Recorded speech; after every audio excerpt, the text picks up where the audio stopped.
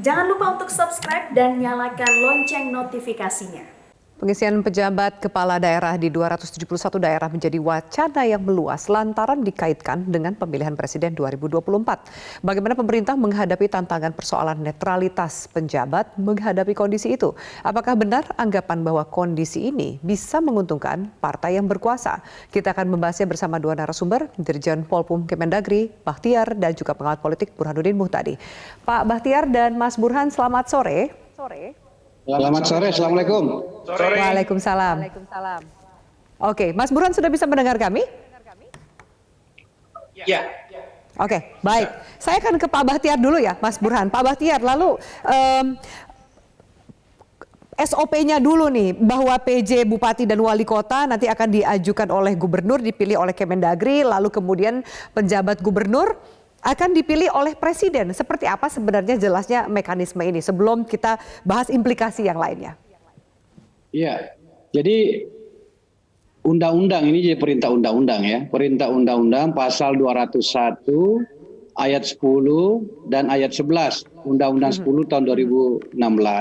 Jadi untuk mengisi kekosongan itu, jadi konsekuensi dari masa transisi ini maka diisi penjabat kepala daerah. Kalau untuk penjabat gubernur itu adalah berasal dari pejabat tinggi media.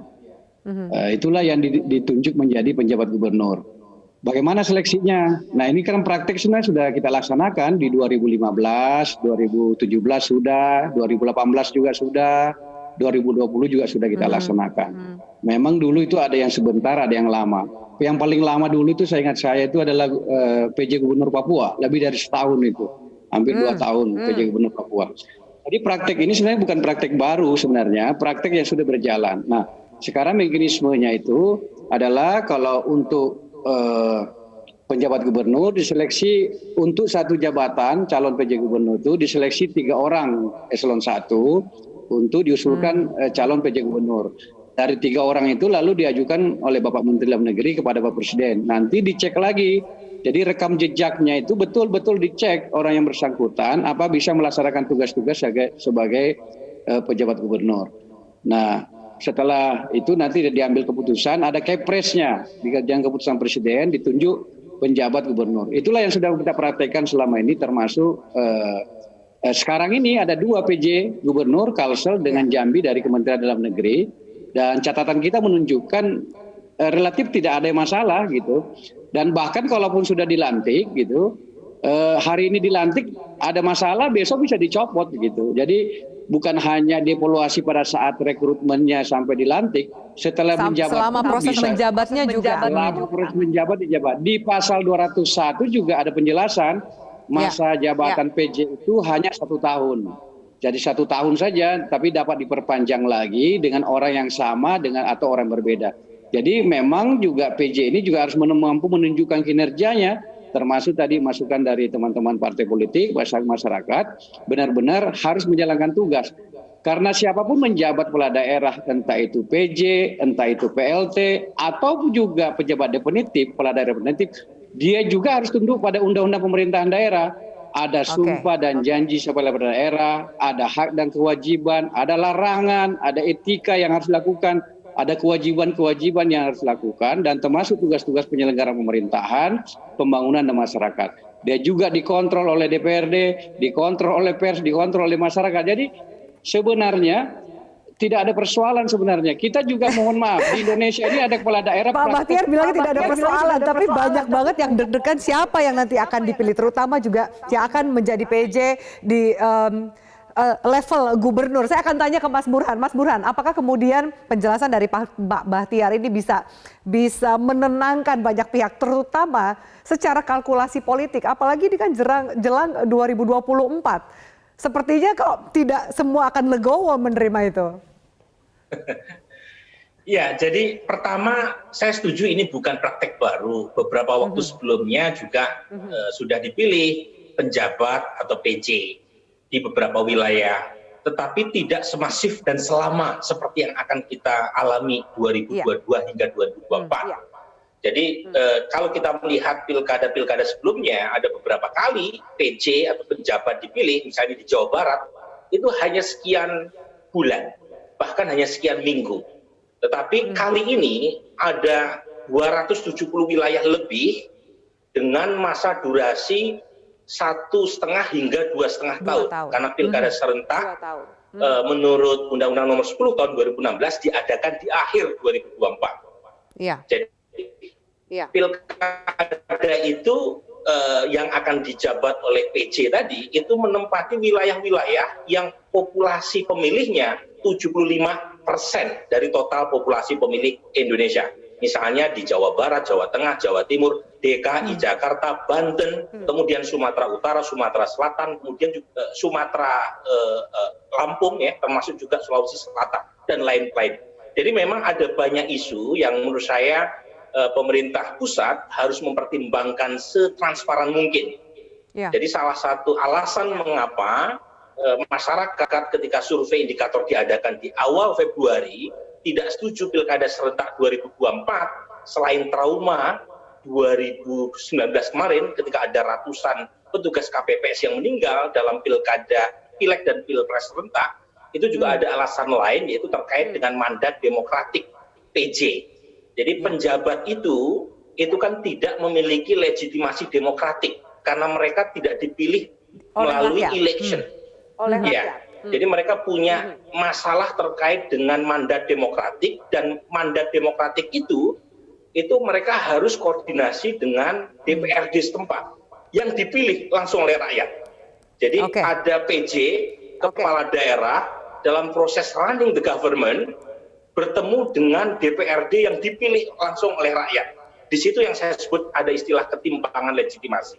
Belum lagi berkaitan dengan menjelang 2024 nanti, di mana pileg pilpres diadakan secara serentak dan tentu ada kecurigaan, belum tentu benar persepsi bahwa kepala daerah yang dijabat PJ kemudian tidak netral, belum tentu benar, tetapi persepsi itu harus dikurangi oleh Pak Bahtiar dengan cara menunjuk PJ ya, terutama yang di bawah kewenangan Mendagri, ya, wali kota maupun bupati, maupun presiden yang ditunjuk oleh presiden setransparan mungkin dan menerapkan prinsip imparsial.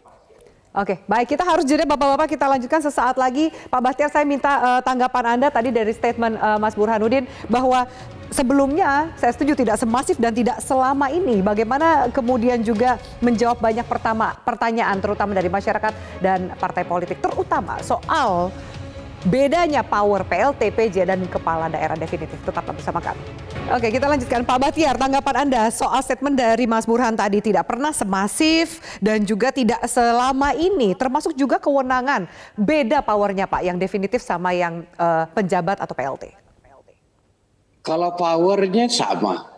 Kalau penjabat itu powernya sama. Jadi kalau penjabat itu powernya itu setara dan sebangun dengan pejabat definitif. Dia bisa menantangkan DPBD, bisa menyelenggarkan pembangunan segala macam. Tapi jangan lupa sistem pemerintahan daerah kita ini kan sudah berubah. Tidak ada kewenangan tunggal mutlak lagi kepala daerah. Jadi mau dipilih langsung, mau ditunjuk, itu juga tidak ada persoalan. Misalnya di DKI Jakarta itu kan wali kota ditunjuk semua itu bos. Nggak ada itu kan yang dipilih. Jadi praktek-praktek kita itu yang ditunjuk, dipilih langsung, dipilih tidak langsung. Sepanjang itu perintah undang-undang, dia itu legitimasinya kuat.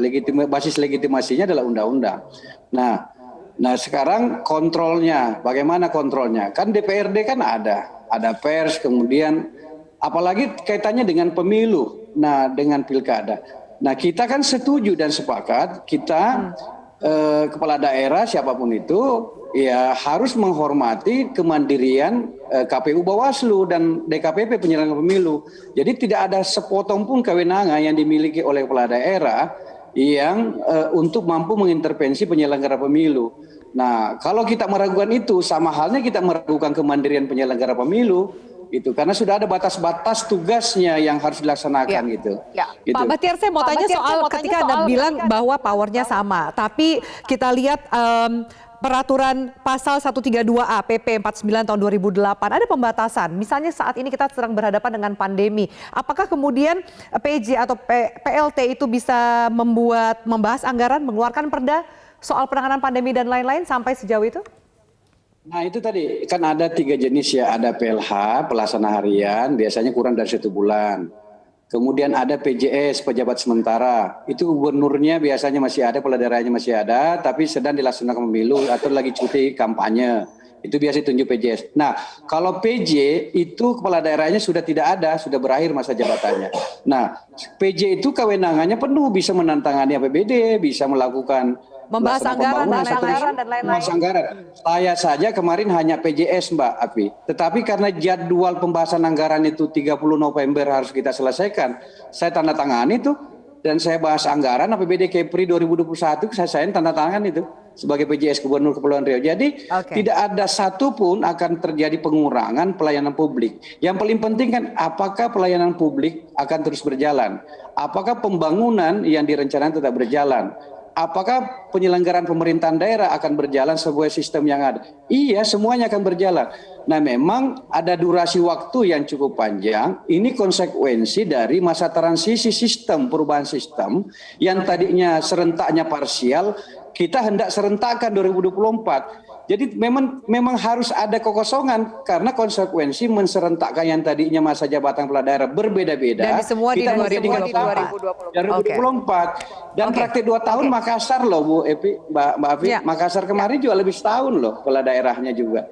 Oke, Mas Burhan, kalau kita tangkap dari penjelasan Pak Bahtiar bahwa kewenangannya akan sama, tidak perlu dikhawatirkan, tata kelola pemerintahan, pembangunan tetap bisa berjalan.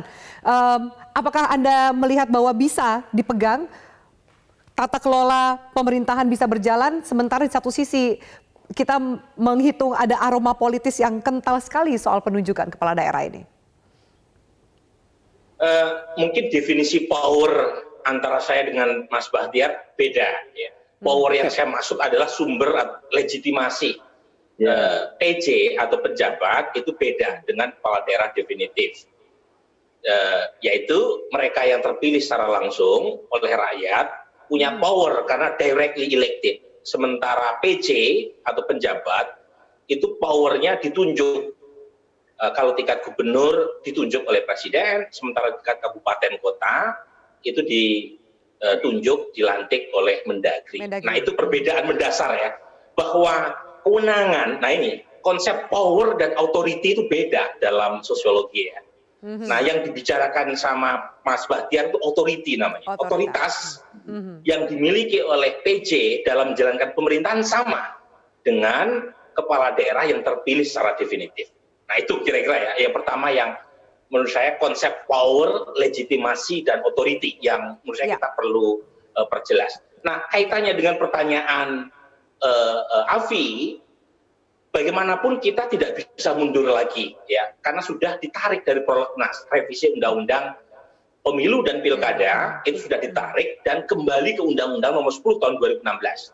Jadi kita sampai pada titik the point of no return, nggak bisa balik. Nah, karena itu kita memberikan masukan dan rambu-rambu yang sangat tegas kepada Presiden maupun Mendagri agar proses pemilihan PJ itu betul-betul transparan dan netral.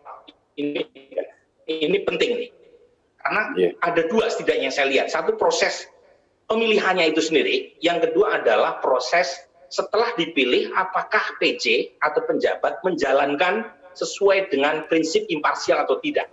Karena ini mengganggu legitimasi pileg dan pilpres. Terutama lagi, Afi, itu gubernur memang pasti jadi isu ya, apalagi di gubernur di wilayah Jawa yang populasi pemilihnya padat. Tetapi yang punya kontrol, punya grip sampai tingkat bawah itu bupati dan wali kota. Dan itu ratusan itu. Coba bayangkan Afi, satu bupati misalnya di Bogor, itu jumlah pemilihnya itu lebih banyak daripada seluruh kabupaten kota 16 di Sumatera Barat. Nah, pertanyaannya adalah siapa yang menjadi bupati atau wali kota di wilayah yang gemuk-gemuk? Jadi arahnya jangan hanya kepada presiden yang punya kewenangan untuk menunjuk penjabat gubernur, tapi juga kepada Mendagri dan Mas Bahtiar. Gitu ya. Mas Burhan, saya mau tanya soal pertanyaan siapa yang akan diuntungkan dengan pejabat dan juga PLT ini gitu. Sementara banyak yang menilai bahwa nanti yang diuntungkan adalah partai yang dekat atau ring yang dekat dengan presiden atau partai berkuasa saat ini. Bagaimana Anda melihat nanti pertarungan antar partai juga mencoba untuk mempengaruhi? Partai yang dekat dengan presiden kan bukan hanya satu, ada banyak. Jadi makanya di situ supaya tidak menimbulkan sakwa sangka baik di antara partai-partai koalisi pendukung pemerintah maupun syakwa sangka yang muncul di kalangan partai oposisi, bahkan juga masyarakat secara umum, lebih baik proses rekrutmen dan monitoring terhadap mereka yang ditunjuk sebagai PJ itu betul-betul jelas dan transparan. Jadi kalau misalnya salah, muncul saja persepsi yang buruk, itu saya khawatir legitimasi pileg pilpres 2024 terganggu. Jadi bukan soal faktanya, tetapi muncul saja persepsi yang buruk, itu akan mengganggu atau mengurangi legitimasi hasil pileg dan pilpres karena dianggap dipengaruhi oleh PJ yang tidak netral. Makanya dari sekarang pemerintah harus memperjelas tuh proses transparansi, proses pemilihan. Baik. Sayang sekali, Mas Burhan. Sudah kami tangkap maksudnya proses pemilihan nanti dalam penempatan orang-orang ini. Baik, terima kasih banyak Pak Bahtiar, terima kasih banyak atas diskusi kita. Semoga bermanfaat bagi pemirsa. Kita nantikan nanti siapa yang akan menjadi pejabat yang ditunjuk untuk menjaga daerah-daerah ini. Terima kasih atas waktu Anda.